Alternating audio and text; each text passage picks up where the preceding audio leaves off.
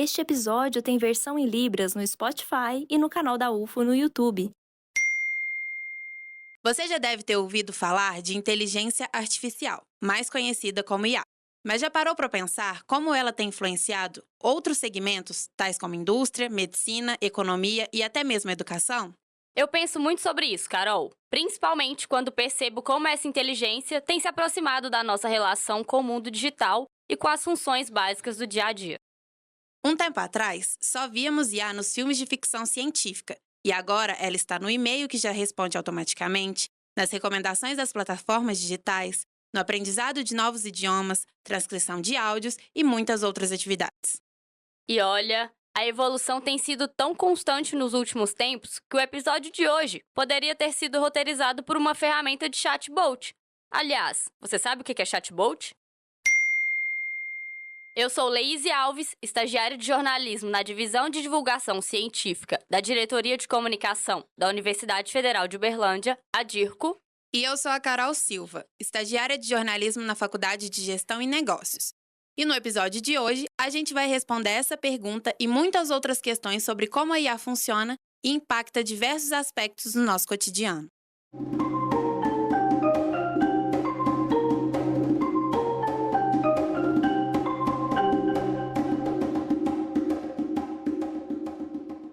Para falar de inteligência artificial, nós convidamos o professor da Faculdade de Computação da Universidade Federal de Uberlândia, Paulo Henrique Ribeiro Gabriel.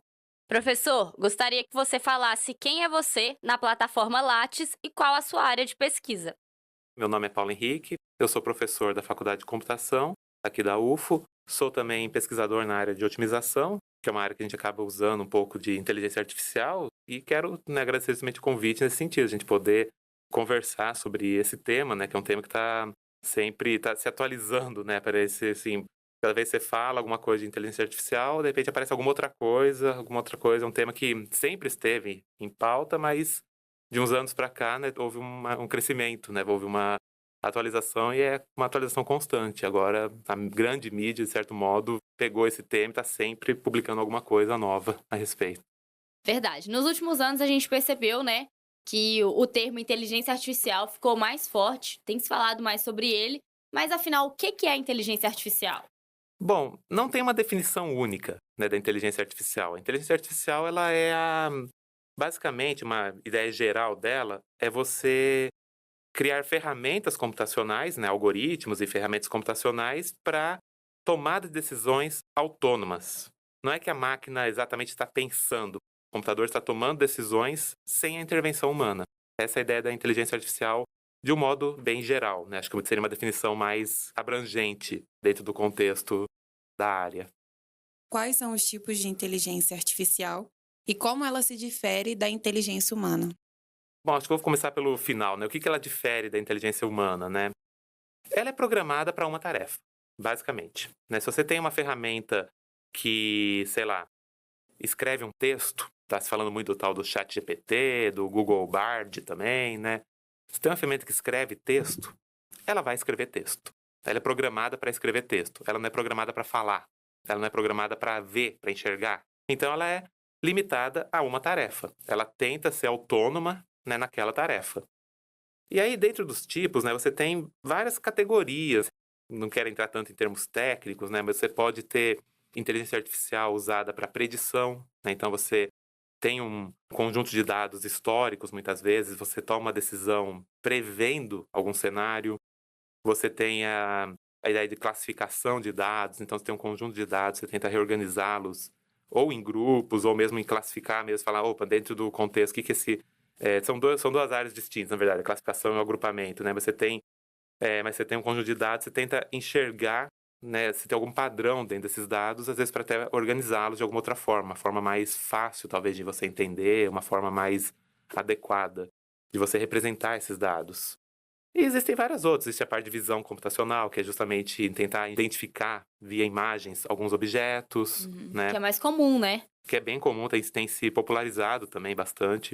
Câmeras, de vigilância, muitas vezes tentam identificar rostos, na multidão. Um exemplo também, me corrija se eu estiver errada, mas é aquele mecanismo do Google Fotos, de já identificar o rosto da pessoa e armazenar todas as imagens daquela pessoa. Sim, ele tem uma série de algoritmos, né, uma série de ferramentas computacionais justamente para tentar fazer essas identificações. Então, identificar o rosto é uma parte, sim, da inteligência artificial. Quando a gente fala dessas identificações, né?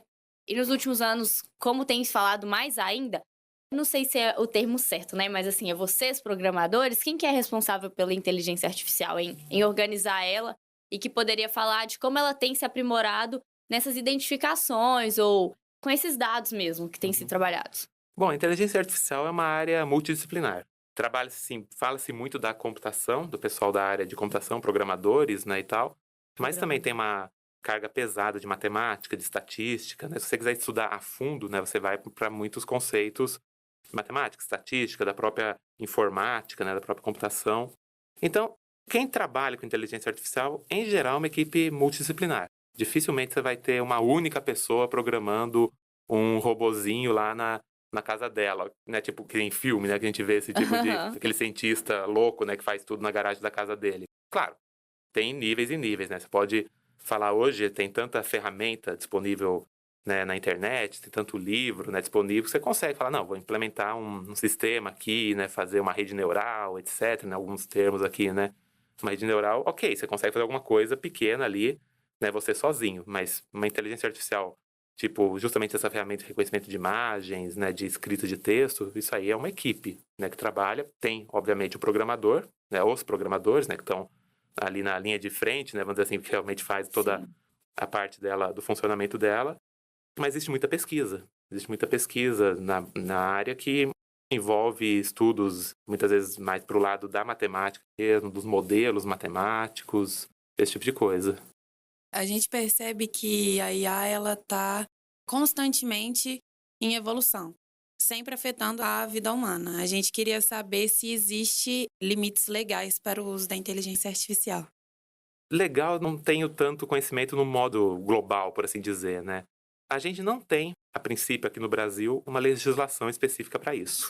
Recentemente, acho que coisa de uns 2 meses atrás ou 3 meses atrás, foi criado um comitê latino-americano para justamente tentar, não vou dizer assim, legalizar, criar leis, mas criar protocolos, de modo geral, algo mais brando, né? Tipo, se algum país depois quiser legalizar em cima disso, né? Algum país da América Latina ou Caribe, né? Que é o comitê, esqueci agora a sigla, né? Mas é um comitê, inclusive presidido por uma brasileira, né? Mas é um comitê que tenta realmente estabelecer políticas, tanto nas questões éticas, questões morais, justamente do desenvolvimento e do uso da inteligência artificial. Isso pode, eventualmente, vir a ser uma legislação em algum momento, né, para algum país, ou pode simplesmente ser apenas uma sequência de protocolos. Aí, se, por exemplo, você vai trabalhar com inteligência artificial em algum determinado nível, pode ser que seja necessário até uma autorização de um comitê de ética ou algo assim.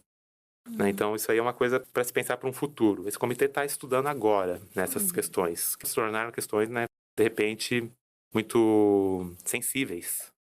Então, tem se feito estudos em cima disso. Professor, só retomando, né, o que você comentou sobre ser uma área multidisciplinar. E por conta disso, você acredita que pode chegar a afetar o mercado de trabalho ou a economia? Já está afetando várias áreas, de modo geral. E às vezes a gente não pensa na IA como algo dentro do nosso cotidiano, mas está. Os nossos celulares, nossos smartphones têm várias ferramentas, né, no sistema operacional deles que já usam a inteligência artificial de alguma forma. Na área médica, já se tem alguns programas que ajudam no auxílio a diagnósticos. A gente falou do reconhecimento de imagens.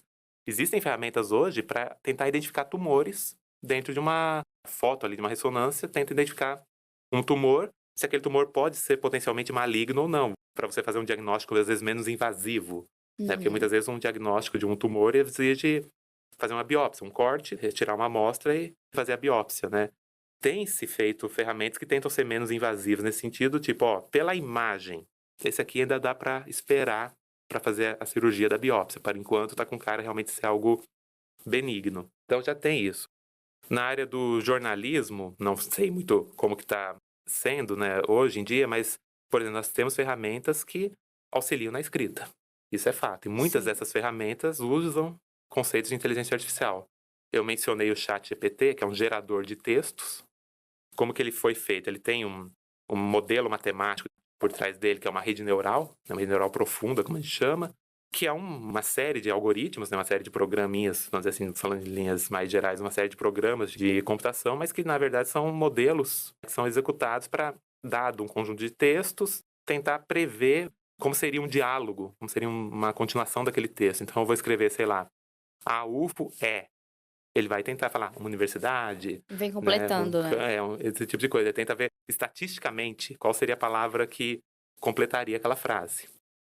Agora, se vai realmente falar, a profissão jornalista está em risco, eu acho pouco provável pelo seguinte sentido.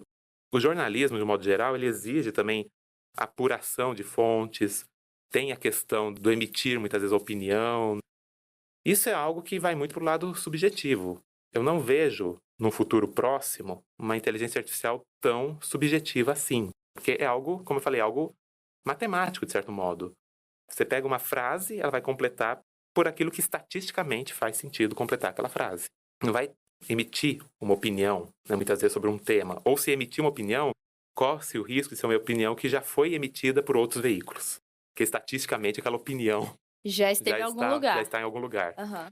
E então acho que a tarefa de apurar realmente as fontes, né, de apurar a veracidade daquilo, isso aí é algo que, num primeiro momento, eu não vejo a IA fazendo. Eu vejo várias pessoas pegando essas ferramentas de criação de texto e mostrando aberrações que elas escrevem, né? Porque as ferramentas ainda estão sujeitas a erros, Estão né? sujeitas a erros. E assim, aquilo que eu falei, você pega dados de um histórico, você pega dados que estão disponíveis atualmente para treinar essa tarefa que a gente chama treinamento, né? Você treina aquela inteligência artificial, você carrega esses dados nela para ela identificar padrões e, a partir desses padrões, construir algo. Só que o histórico, né, ele está limitado. Por exemplo, até pouco tempo atrás, o ChatGPT, ele não escrevia o nome, por exemplo, do atual presidente do Brasil. Por quê? Porque os dados de treinamento não cobriam esse ano ainda. Ah, sim. Então você tem esse histórico. Mas dá para fazer automatizar, deixar essa cobertura mais rápida?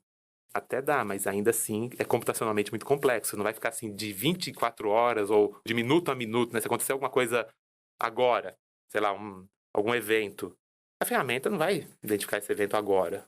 Porque, poxa, é uma notícia que agora está sendo escrita, agora está se espalhando, agora está sendo publicada.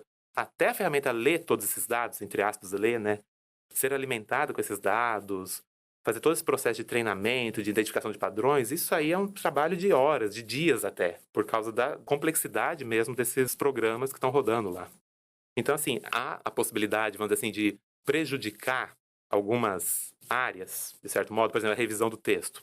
Vamos falar da educação texto, também, né? Pensar mais por esse lado de escrita e tal, né? Então, pode ter essa questão, tipo, a revisão do texto. Isso é algo que, a princípio, revisar um texto é uma estrutura. Então, se você tem uma estrutura mais ou menos padronizada, a revisão do texto acaba seguindo, pode ser usada uma inteligência artificial nisso. Quer dizer que vai ficar um texto perfeito? Não. De novo, tem sempre aquela questão do sentimento até do que você escreve no texto, né? Você pega um texto, às vezes, escrito por uma IA, você lê, assim, 2 parágrafos, assim, dá a impressão que aquilo lá não tem vida. Realmente parece algo muito, assim, sem desmerecer nenhuma redação de ensino médio, mas muito com cara de redação de ensino médio. Sim. Aquela estruturazinha básica que você aprende para passar no vestibular. É bem robotizado. Bem mesmo. robotizado. A área de educação, ela é uma área que está precisando se adaptar. Por exemplo, está sendo muito comum casos de plágio porque o trabalho não foi copiado mais da Wikipédia. Você pediu para o ChatGPT ou para o Google Bard escrever o trabalho para você. Então, deixa de ser um plágio diretamente, não é um copy-paste de uma única fonte da internet. Queira ou não, se parar para ver a escrita, né, que a gente faz é isso, é uma paráfrase, né? Você pega várias fontes e escreve as suas palavras. Você pode até falar, nossa, mas a ferramenta escreveu nas palavras dela. Ok, mas foi a ferramenta, não foi você. Dá para perceber, eu já brinquei um pouco com a ferramenta até para revisar textos, para ver o que acontecia, né? Textos, artigos científicos mesmo. Falava, eu escrevi um artigo, vou pôr a introdução lá só para ver se ela melhora um pouco a qualidade. Você começa a perceber até alguns vícios da ferramenta, algumas coisinhas que ela começa a escrever meio que por padrão ali dentro. Aí, tempos depois, eu li um texto lá de um discente, eu olhei e falei, esse texto tá com cara desse texto daquela ferramenta. Pode não ser, não tem como provar. Sim. São questões que têm que ser levantadas. Eu já vi gente usando essas ferramentas até para auxiliar realmente no ensino, então fala assim, não vamos, já que você vai usar a ferramenta mesmo, vamos usá-la direito. Vamos tentar estabelecer regras, o que você vai perguntar para a ferramenta, como é que você vai refinar a resposta dela. Isso, assim, tem um impacto negativo imediato, que é a questão da originalidade do trabalho, né, do plágio, mas também tem aquele impacto que você pode tentar, como eu falei, tentar usar a ferramenta a seu favor. Tem essas questões, é uma questão de a gente tem que evoluir junto, né, de certo modo. E entra muito no que eu tava pensando, duas observações. Uma é essa, né, que entra já no mérito de como a gente pode utilizar essas ferramentas. Não necessariamente elas estão atreladas, né, a cópias e tal, mas ela também tá ali para auxiliar. E tem falado muito sobre isso também. Por exemplo, você fazer perguntas de forma que a ferramenta ela te responda tentando te ajudar, né? Então, ó, melhore isso, melhore aquilo, né? Tem essas questões. Mas você tinha comentado lá que até esses dias o ChatGPT não falava o nome do presidente, né? Me lembrou daquele filme, O Jogo da Imitação. A cada 24 horas os códigos iam se atualizando, né? Uhum. Como as coisas mudaram. Então, isso aí é uma atualização de código o tempo todo, a ferramenta se perdia totalmente. Sim. Isso porque ainda é uma ferramenta extremamente rudimentar. Mas mesmo para os dias de hoje, a parte dos códigos é muito complexa. Então, se você tem uma chave de código que se modifica com frequência, agora você está começando a quebrar um código, o código vai lá, se altera, a ferramenta se perde. Então, isso realmente é uma coisa que a atualização ainda não tem uma velocidade de atualização como a do cérebro humano. Tipo, nesse sentido. Claro, existem áreas que se beneficiam mais disso do que outras. Que nem eu já citei a área da medicina. Como é que você treina uma inteligência artificial para identificar um tumor de mama, por exemplo, que acho que é um dos mais comuns em termos de estudos, né, que eu observei. Como é que você faz?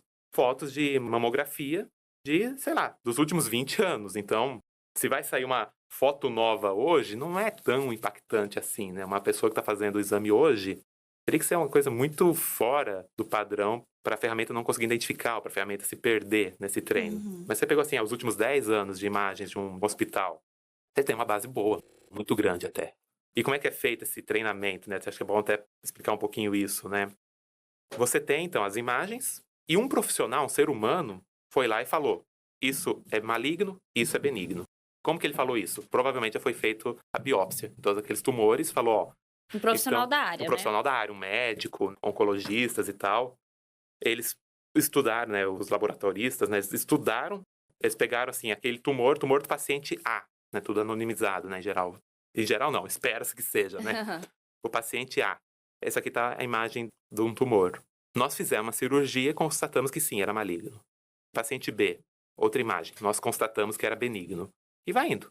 Então a ferramenta recebe esse conjunto de dados e vai identificando o contorno daquele nódulo, a cor daquele nódulo naquela imagem, né? É mais branco, né? Uma ressonância é preto e branco, né? Mas é um tom mais próximo do branco, mais próximo do preto, né? Mais qual cor daquilo, qual que é o contorno, é mais esférico mesmo, é um pouco mais rugoso, né?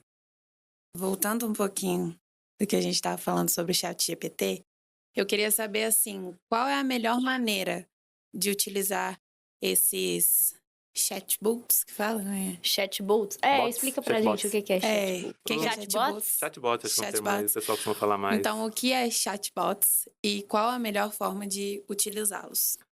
Chatbot é uma ferramenta que conversa com você. É o né? chamado bot? Ou tem diferença? Bot é a base, vamos dizer assim. Né? Você pode ter uma ferramenta que dispara mensagem no Twitter. Esse é um bot. Ah, esse é o bot. Uhum. Então, é uma ferramenta automática, né? Um robô. Bot de robot. Então, é um robô, que obviamente não é um robô físico, né? É um software apenas, mas que dispara mensagem. Então, tem, né, no Telegram tem os bots, no Twitter tem os bots. E assim, não é necessariamente ilegal. A própria, sei lá, não vou citar nomes, mas alguns veículos jornalísticos têm o bot, que ele vai lá, pega do site do veículo um link, uma reportagem e dispara. Então, é só uma ferramenta automática que faz isso. Em vez de eu ter uma pessoa lá que fica o dia inteiro na frente do Twitter e fala, nossa, saiu uma notícia nova sobre um acidente, vou pegar essa notícia e vou postar no Twitter. Não, tem uma ferramenta que está pegando notícias em tempo real ali, marcado como urgente ali, sei lá, num veículo jornalístico, ela já pega e dispara. Né? Então, isso é um bot. O chatbot é um robô que fala por meio de um chat, né? Que conversa com você por meio de um chat. Então, tem essa interação. Eu mando uma pergunta, ele responde. Eu falo alguma coisa, ele emite uma opinião, por assim dizer, sobre aquilo que você está falando. E Existem formas, né, que eu já vi de pessoas usando esses chats, que é justamente isso. Ele tenta, pelas perguntas, induzir, vamos dizer assim, uma resposta, mas que seja uma resposta tecnicamente correta. Eu vi recentemente, eu não cheguei a testar o que o cara fez, né? Mas o cara foi mostrando como ele escreveu um projeto de pesquisa. Não um projeto, ele não fez a pesquisa, ele escreveu o texto do projeto de pesquisa que você tem que mandar para uma agência de fomento depois, para conseguir a bolsa, etc. E era um pesquisador, assim, um pesquisador sério, vamos dizer assim, não era uma pessoa, vamos dizer assim, aleatória que resolveu fazer isso. Não, o cara já tem experiência como cientista mesmo e tal, mas ele falou, vou mostrar como é que a ferramenta me auxiliou.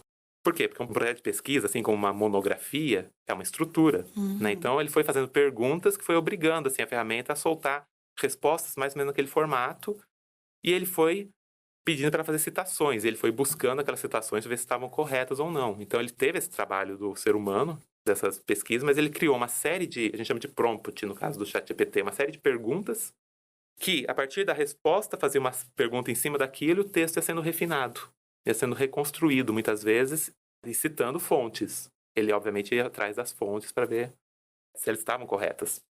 E, às vezes, isso falha.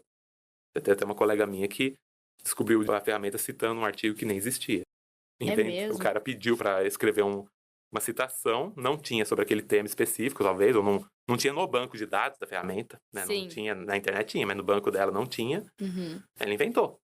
Inventou por quê? Porque é uma estrutura. A referência bibliográfica é uma estrutura. Autor, sobrenome, vírgula, nome, título, né? Número de páginas e por aí vai. É uma estrutura. Inventou.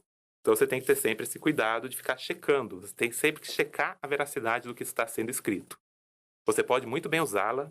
Reproduzir mesmo, Falar, que nem eu falei, eu usei para tentar revisar a estrutura de um artigo, no sentido assim, vamos ver se esse artigo aqui tá... Porque assim, era um texto mais longo, eu falei, vou só pôr para ver se ela resume direito. Fez um resumo até que adequado, estruturalmente. Eu mesmo fui obrigado a tirar adjetivos, que texto científico não costuma ter tanto adjetivo assim, né? Eu mesmo tive que reescrever tudo depois. Pois é, pessoal. A IA ainda é uma ferramenta que não entrega o conteúdo com 100% de excelência. Mas hoje é capaz de redigir textos em diferentes formatos e até mesmo dar aulas particulares de uma língua estrangeira. Certamente vão aparecer mais novidades com o passar dos dias, meses, não vou nem falar anos. Pois é, tá difícil mesmo acompanhar esses desenvolvimentos tecnológicos. Inclusive, recentemente o WhatsApp, aplicativo de mensagens instantâneas, lançou um chat com a Luzia, que é a nova assistente virtual. Ontem eu fiquei pensando muito nos mecanismos de... Vou trazer um exemplo, né? Que é a Alexa e a Siri. Acho que tem outros também, né? Depende muito se é Android, Apple, essas coisas. Mas como que funciona para esses aparelhos entenderem o usuário? O reconhecimento de voz tem, entre outras coisas, tem ferramentas de inteligência artificial para reconhecer voz. Porque, como eu falei, é um padrão. Sim. Então, você tem ferramentas que identificam até a diferença de voz. Eu falando ou você falando, a própria Alexa, às vezes ela fala o seu nome, fala, não, Paulo, né, essa aqui é a resposta que você pediu, né, porque afinal, a identificação de voz passa-se muito por esses algoritmos de inteligência artificial. As respostas são assim, tem alguma IA ali no fundo, mas ainda não é algo tão moderno. Você vê que assim, os textos são bem genéricos, muitas vezes, a resposta, né? E são bem respostas assim, mais diretas, né?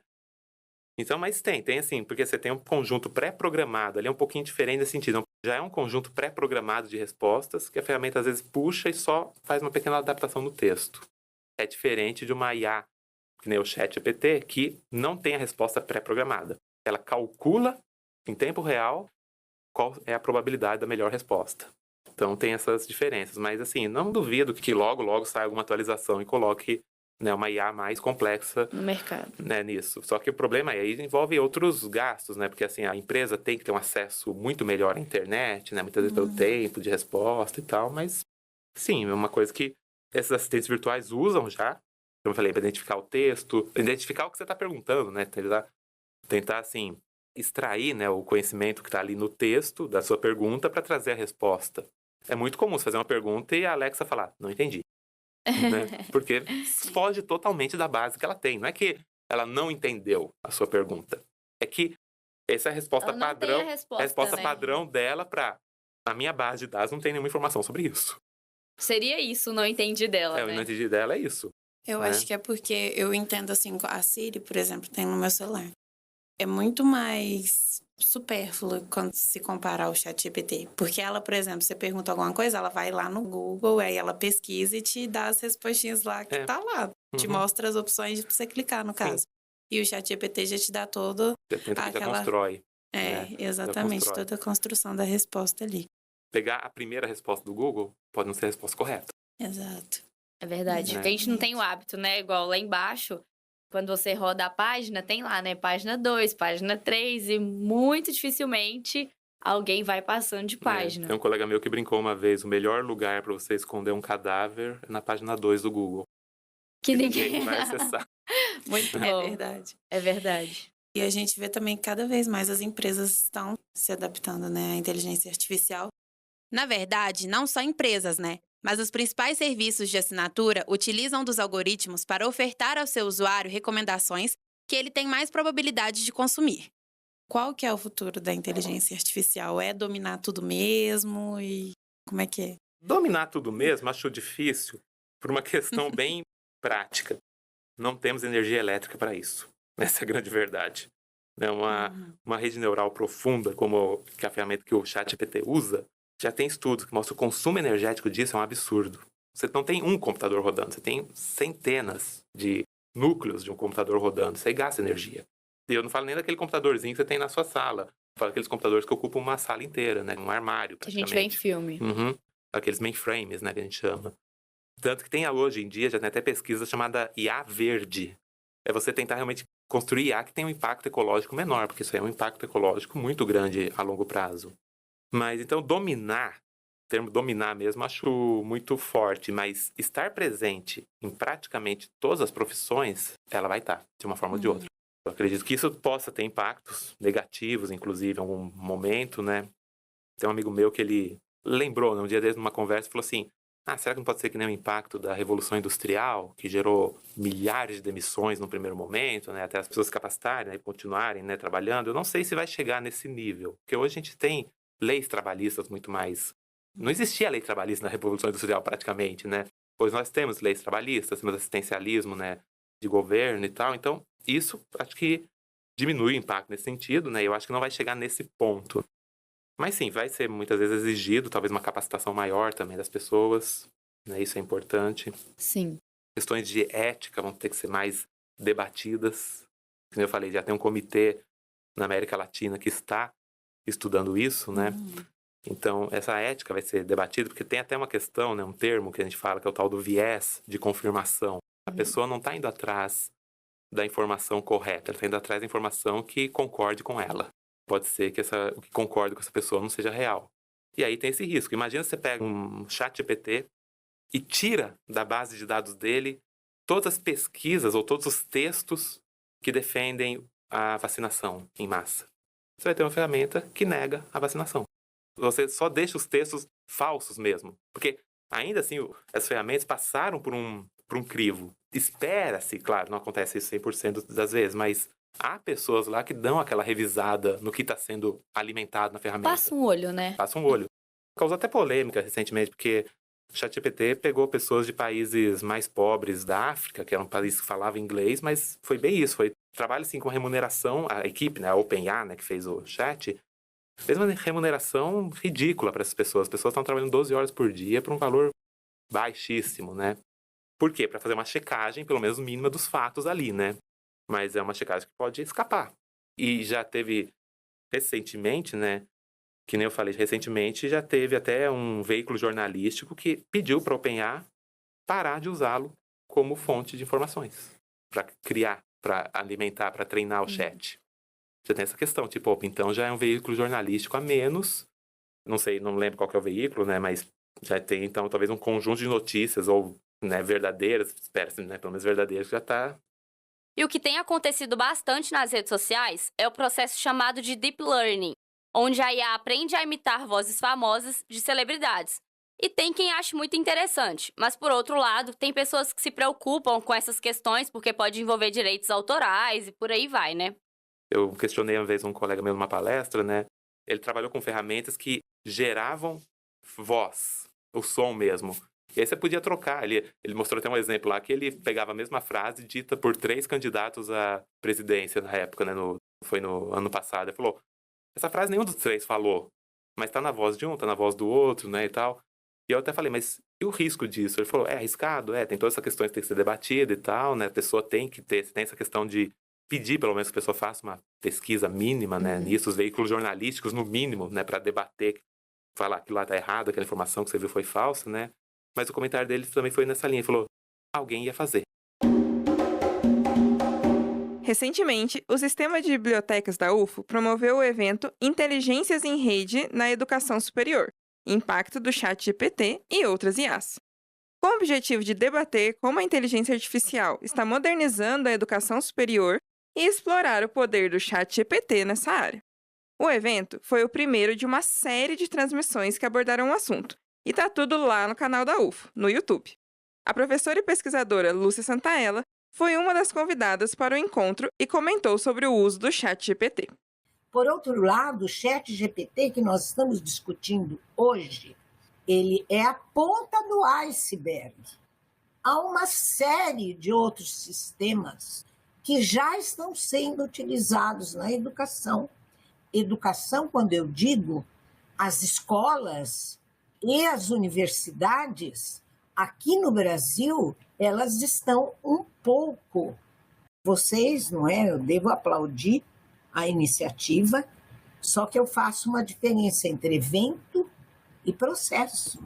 Ou seja, as universidades precisam acordar, as escolas precisam acordar, porque o ChatGPT ele vai ter uma influência muito maior do ensino médio para o superior do que do ensino em que ainda as escolas têm um certo controle sobre as crianças. Não? Então, na maneira como elas organizam e monitorizam a vida das crianças. Então, é no ensino superior que nós temos que nos preocupar mais, porque é no ensino superior onde as pessoas estão mais gabaritadas para aquilo que 30 anos atrás a gente chamava de navegação. Hoje, é tal a facilidade do emprego, não é, do chat, que algumas universidades proibiram. Universidades importantíssimas, Harvard, Oxford, proibiram o uso. Pode ser uma questão de prudência, até se organizar internamente, que regras vai criar, etc. Para quem ficou perdido nas referências fílmicas que nós comentamos, O Jogo da Imitação é um filme de 2014 que conta a história de uma equipe montada pelo governo britânico durante a Segunda Guerra Mundial. E eles precisavam quebrar o Enigma, que é um código que os alemães usavam para enviar mensagens aos submarinos. Essa equipe era liderada por Alan Turing, um matemático que depois ficou conhecido como o pai da computação. Explicando outro filme que o professor citou, Top Gun Maverick, o ator Val Kilmer teve a ajuda da inteligência artificial para gerar sua voz no filme. Professor, fala um pouquinho para os nossos ouvintes o que a Faculdade de Computação da UFO, a FACOM, tem pesquisado na área de inteligência artificial. A FACOM tem várias pesquisas na área de inteligência artificial. Muitas delas são no uso da ferramenta, né? Porque é isso que a gente tem, das ferramentas, né, de IA, né? Porque assim, você tem dois níveis de pesquisa, vamos dizer assim, você tem aquela pessoa que pesquisa, aquele grupo, né, que pesquisa o desenvolvimento de novas inteligências artificiais, novos métodos de inteligência artificial, e aqueles que pegam um problema e aplicam os métodos já existentes, e a partir desses métodos tentam melhorar os métodos e tal, né? A gente tem muita pesquisa nesse segundo viés aqui na FACOM, alguma coisinha mais discreta ali no primeiro nível, né, no primeiro viés, né? Mas nós temos, por exemplo, só para citar algumas pesquisas, nós temos algumas pesquisas em robótica móvel, então, mais na área de simulador, porque até comprar o robô, até montar, né? Quando eu falo robô, eu falo de uma caixinha com rodinhas que anda, Sim. né? Mas isso aí é caro, né? Então, você tem muita simulação do tipo, opa, vamos ver um conjunto de robôs numa sala e eles precisam sair da sala. Como é que eles vão sair dessa sala, né? Isso é importante, por exemplo, para você criar um modelo de evacuação de um prédio no caso de uma emergência, né? Então, será que aquela porta está no lugar certo? Será que não seria melhor construir a porta olhando o projeto? Óbvio, você não vai demolir o prédio para isso, né? Mas Será que essa porta não deveria estar em outro lugar? Observando mesmo a aplicabilidade Então, disso, né? Então, isso aí é uma simulação do quê? De movimentos, né, de robôs, de interações entre eles, para ver, opa, vai ter muita trombada, muitas pessoas vão trombar se a porta for desse tamanho, né? Isso aí é perigoso, a pessoa não evacua o prédio se 3 ou mais pessoas tentarem sair simultaneamente, né? Tem pesquisas, que eu nem falei, a área que eu trabalho, que é a área de otimização, né? Otimização é assim, você tem que achar a melhor solução para um conjunto, para um determinado problema, em termos assim, por exemplo, um clássico exemplo, né? Você tem uma rota mais curta entre 2 cidades. É um problema computacionalmente muito caro, então a gente usa a inteligência artificial para tentar criar, a partir de padrões, né? A partir de modelos, tentar gerar uma solução que pode não ser a melhor possível, mas é uma solução que resolve rápido o problema. Viável. Né? Viável. Tem pesquisas, né? Inclusive um colega meu que faz uma pesquisa em parceria com a Faculdade de Medicina, a Faculdade de Odonto, né? Que é a identificação, por exemplo, de padrões em eletroencefalograma para identificar se a pessoa tem autismo ou não. Né? Então, tem um padrão de eletro no passado. Será que a gente não consegue achar um padrão para falar, opa, essa criança tem algum nível do espectro do autismo? Né? Ela foi diagnosticada com isso? Ela pode ser diagnosticada, pode ser interessante, né? Estudar, né? Para ver se ela tem realmente ou não. Um colega meu também foi até premiado com pesquisas para identificação de Covid a partir da saliva. Ok, tem o kit, que é um kit, é um produto químico, um reagente, você põe lá. Mas ele fez esse estudo, opa, quantas amostras de saliva são necessárias para você talvez identificar de maneira mais precisa, aumentar a precisão desses testes. Tem várias outras, recentemente até saiu acho que ano passado, o Ao Pé do Ouvido publicou algumas pesquisas lá de Patos de Minas sobre identificação de qualidade de café. Ah, Então, sim. né, teve essa pesquisa. Então, é inteligência artificial em vários níveis, né? Você ou tentar identificar visualmente se o grão de café está verde ou não.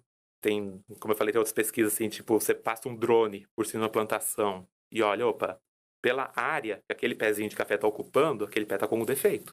Vale a pena arrancá-lo. Sim, já consegue Você consegue prever, identificar né? pela imagem, né? Identificar isso, identificar focos de água parada. Você sobrevoa uma região da cidade e fala, ó, parece que tem foco de água parada ali. Manda a vigilância sanitária naquela casa que talvez possa ser um criador de dengue. Né? Então, esse tipo de coisa, esse tipo de pesquisa, claro. De novo, essa questão, uma coisa é identificar uma lavoura de café. É o produtor rural ali que chegou e falou, eu quero um drone voando minha lavoura. Especificamente para isso, né? Agora, outra questão é você identificar focos de dengue numa cidade. Eu não quero um drone voando em cima da minha casa. E aí? Então, são outras questões que se levantam. Como eu falei, são questões que vão levantando, que aí exige, muitas vezes, acordos, legislação, acordos com prefeitura, etc. Mas já é um exemplo que você trouxe de como a gente consegue utilizar isso em diferentes áreas, né? É muito dessa multidisciplinaridade. Como hobby, você comentou que gosta de assistir filmes, consumir canais de ciência e astronomia. Recentemente, você foi assistir Oppenheimer no cinema e até escreveu um texto aqui para a seção Leia Cientista. Conta pra gente sobre isso aí, professor. Essa semana eu publiquei um artigo no Leia Cientistas, né, que eu fiz um comentário sobre uma cena específica do filme Oppenheimer, que aparece um pesquisador da área de computação. Ele não tem importância nenhuma para o filme, ele aparece apenas uma cena conversando com Einstein, e é uma cena real, de certo modo. Einstein foi muito amigo desse... Ele era matemático, não era cientista de computação, porque a ciência da computação não existia naquela época como ciência ainda, né? Ele era um matemático, né, o Kurt Gödel, era muito amigo do Einstein. O filme, para ilustrar um pouquinho o Einstein ali no filme, que é um personagem importante para o filme, né, pôs o Gödel conversando com ele ali, né, e eu dissequei um pouquinho sobre a vida do Gödel, porque é um cientista que, para mim, particularmente, é muito caro, que eu já conheci um pouco sobre a vida dele. Eu fiquei bastante sensibilizado quando eu vi ele no filme, que eu não sabia que ele estava lá. Foi uma surpresa. Foi uma surpresa. Ainda mais, a hora que eu falei, será que o Gödel participou do Projeto Manhattan? Não tinha nada a ver com Manhattan. Foi apenas realmente uma cena que resolveram colocar esse pesquisador lá. E ele teve uma importância muito grande. Ele é um dos pais. E se você é pesquisador e também gostaria de divulgar seus estudos, saiba que você pode publicar seus próprios textos aqui no portal Comunica UF. A seção Leia Cientistas é um espaço reservado para a publicação de textos de divulgação científica escritos pelos próprios pesquisadores. Acesse o site Comunica UFO e clique em divulgação e envie o seu texto para a gente. Muito obrigada pela presença, professor. Obrigada, professor.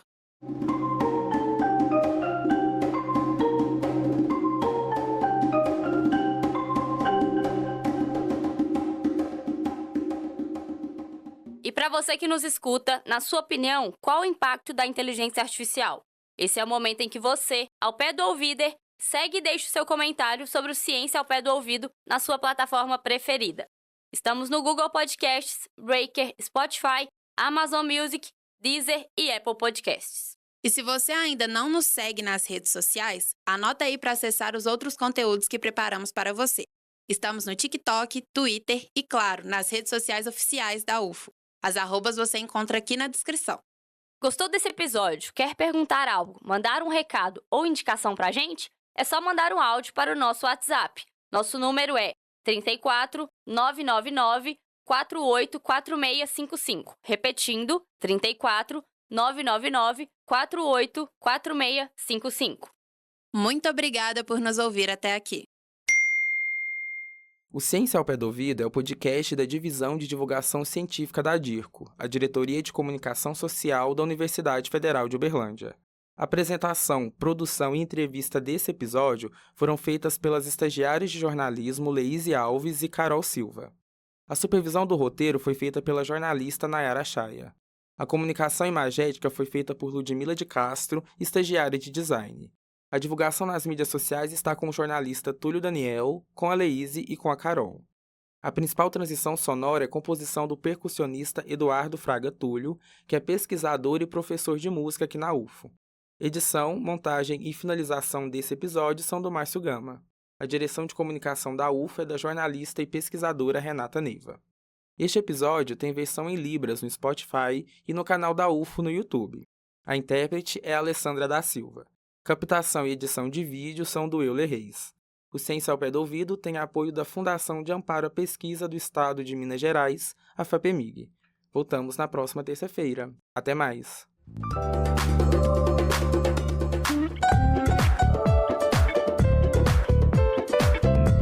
Ciência ao pé do ouvido.